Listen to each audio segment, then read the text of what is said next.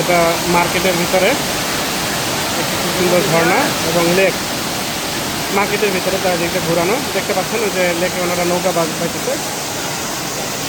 পুরা মার্কেটের চারিদিকটা ঘোরানো এই লেকটা মূলত। ওই যে আরেকটা নৌকা দেখেন আছে, এভাবেই পুরা লেকটা ছড়ানো। আসলে খুব সুন্দর একটি জায়গা। আমি আসছি এখন দ্য মেরিনা বে। মেরিনা বের উপরে স্কাই গার্ডেন আছে। আমি স্কাই গার্ডেনে যাব। 4,000 টাকা দিয়ে টিকিট কাটছি স্কাই গার্ডেনে যাওয়ার জন্য। একজনের টিকিট ফি হলো 4,000 টাকা।